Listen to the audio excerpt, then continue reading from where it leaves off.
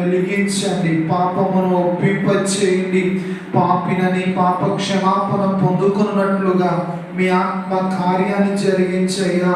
మీ శిలువ వైపుకు ఆకర్షించు తండ్రి. మీ శిలువ రక్తముతో వారిని రావటానికి తన జీవితంలో ఉన్న పాపములను విడిచిపెట్టి ఒప్పుకొని పశ్చాత్తాపడి మారు మనస్సు పొందినట్లుగా మీ ఆత్మ కార్యాన్ని జరిగించయ్యా. వారిని ఒప్పింపచేయి తండ్రి. మీ శిలువ రక్తముతో కడుగు ప్రభువా. దర్శించునైనా నీకు వందనాలు చెల్లిస్తున్నాం. వారి భార్య పిల్లల కొరకు ప్రార్థిస్తున్నాం. సోదరిని బలపరచండి, ఆరోగ్యముతో నింపండి. పిల్లల కొరకే ప్రార్థిస్తున్నాం నాయన. మీ దయలో, మనుషుల దయలో, జ్ఞానమందు ఐశ్యందు వర్ధిల్ల చేయండి. మేలుకై కుటుంబాన్ని జ్ఞాపకం చేసుకుని కుటుంబంలో ఉన్న అవసరతలు, అక్కర్లు తీర్చి ఆశీర్వదించమని, రక్షణతో అలంకరించమని ప్రార్థిస్తున్నాం. మీకు వందనాలు చెల్లిస్తున్నాం.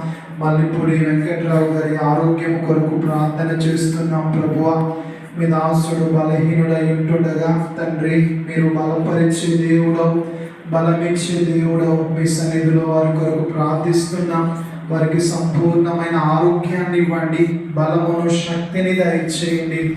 మీకు వందనాలు. వారి భార్య పోసమ్మ గారి ఆరోగ్యము కొరకు ప్రార్థిస్తున్నాం. సోదరిని కూడా బలపరిచి ఆరోగ్యముతో నింపి నడిపించండి.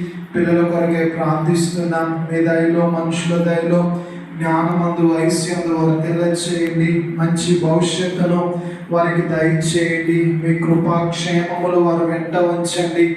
మీకు వందనాలు చెల్లిస్తున్నాం. ఆయన కనసాల ప్రసాద్ గారి రక్షణ కొరకు ప్రార్థన చేస్తున్నాం.